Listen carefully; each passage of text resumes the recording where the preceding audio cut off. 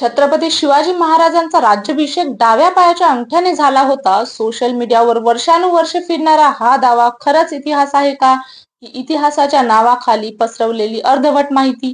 कारण आजही हजारो लोक कोणताही पुरावा न पाहता ही गोष्ट शेअर करताना दिसतात. पण जेव्हा आपण इतिहासाच्या खोलात जातो तेव्हा अनेक वेगळ्या गोष्टी समोर येतात. आणि म्हणूनच आजच्या व्हिडिओमध्ये आपण भावनेने नाही तर पुरावे, संदर्भ आणि लॉजिकच्या आधारावर हा संपूर्ण विषय समजून घेणार आहोत.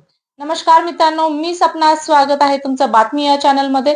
चॅनलला सबस्क्राईब नसेल केलेलं तर नक्की करून घ्या. सर्वात आधी एक गोष्ट समजून घ्या, त्या काळातल्या ऐतिहासिक नोंदींना बखर म्हटलं जायचं. म्हणजे युद्ध, राजकारण, राजे आणि मोठ्या घटनांची त्यावेळची लिहिलेली माहिती. आणि आज ज्या पायाच्या अंगठ्याने राज्याभिषेक या गोष्टीची चर्चा होते, त्या घटनेचा उल्लेख कोणत्याही विश्वसनीय बखरीत आढळत नाही. सभासद बखर, भोसले बखर किंवा त्या काळातल्या इतर ऐतिहासिक संदर्भामध्ये असा कोणताही उल्लेख नाही. म्हणजेच ही गोष्ट इतिहासापेक्षा सोशल मीडिया फॉरवर्ड मध्ये जास्त दिसते. आता पुढे जाऊया 1666 सालाकडे. हा तो काळ होता जेव्हा छत्रपती शिवाजी महाराज आग्र्यातून सुटले. इतिहासात यालाच एस्केप फ्रॉम आग्रा म्हटलं जातं. अनेक संदर्भानुसार महाराज त्या काळात काशीला देखील गेले होते. आणि गागा भट्ट हे काशीचे विद्वान पंडित होते. त्यांचा महाराष्ट्राशीही संपर्क होता. विशेषतः नाशिक परिसरात त्यांचं येणं जाणं राहायचं. त्याच काळात समर्थ रामदास स्वामी आणि गागा भट्ट यांचाही संपर्क असल्याचा चर्चा इतिहासात दिसतात.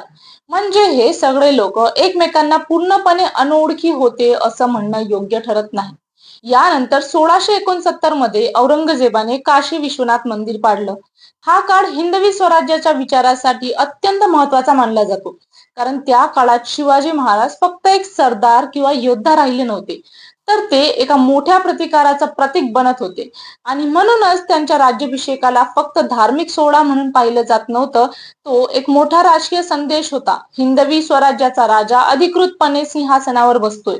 याच कारणामुळे राज्याभिषेकासाठी विद्वान पंडितांची गरज होती. आणि इथे गागा भट्टाचं नाव पुढे येतं. इतिहासातील अनेक संदर्भानुसार गागा भट्टांनी वैदिक पद्धतीने हा सोहळा पार पाडला. त्या काळात काही धार्मिक आक्षेप आणि शास्त्रार्थही झाले होते. कारण राज्याभिषेकासाठी विशिष्ट धार्मिक प्रक्रिया आवश्यक मानल्या जात होत्या. राज्याभिषेकापूर्वी शिवाजी महाराजांचे शास्त्रोक्त पद्धतीने उपनयन संस्कार करण्यात आले. त्यानंतर इतर आवश्यक विधी पूर्ण करून भव्य पद्धतीने राज्याभिषेक पार पडला. पण महत्वाची गोष्ट म्हणजे इतिहासातील कोणत्याही विश्वसनीय नोंदीत गागा भट्टांनी शिवाजी महाराजांचा अपमान करण्यासाठी पायाच्या अंगठ्याने राज्याभिषेक केला असा उल्लेख आढळत नाही. उलट अनेक इतिहासकार सांगतात की हा सोहळा इतका मोठा आणि प्रतिष्ठेचा होता की देशभरातील विद्वान, मान्यवर आणि लोक त्यासाठी उपस्थित होते. म्हणजे आज सोशल मीडियावर ज्या प्रकारे काही गोष्टी दाखवल्या जातात त्याला ऐतिहासिक आधार फार कमी दिसतो. आता समर्थ रामदास स्वामी बद्दलही अनेक चर्चा होतात. इतिहासात असे अनेक संदर्भ सापडतात ज्यात त्यांनी शिवाजी महाराजांचं कौतुक केलं आहे. तुमच्यामुळे महाराष्ट्र धर्म टिकून आहे असा आशय काही पत्रांमध्ये आणि उल्लेखांमध्ये दिसतो. याचा अर्थ त्यांच्यात संवाद आणि संपर्क होता. पण त्या काळात गुरु या शब्दाचा अर्थ आजच्या शिक्षकासारखा नव्हता. कोणी आध्यात्मिक मार्गदर्शक असू शकतो, कोणी प्रेरणास्थान असू शकतो. त्यामुळे इतिहासाला फक्त काळा किंवा पांढरा अशा दोन भागात विभागणं योग्य ठरत नाही. आजची सर्वात मोठी समस्या म्हणजे सोशल मीडियावर इतिहासाचा वापर अनेकदा भावनिक वातावरण तयार करण्यासाठी केला जातो. अर्धवट माहिती, एडिट केलेले फोटो आणि कोणताही पुरावा नसलेले दावे लोकांपर्यंत पोहोचवले जातात.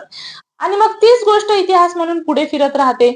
म्हणूनच इतिहासावर बोलताना भावना असू द्या पण पुरावेही असू द्या. खरा इतिहास तोच असतो जो आपल्याला विचार करायला शिकवतो. तुम्हाला याबद्दल काय वाटतं? तुमचं मत आम्हाला नक्की सांगा. काही फीडबॅक असतील तर कमेंट सेक्शन मध्ये सांगा. आणि व्हिडिओ आवडला तर लाईक, शेअर आणि सबस्क्राईब करा. धन्यवाद.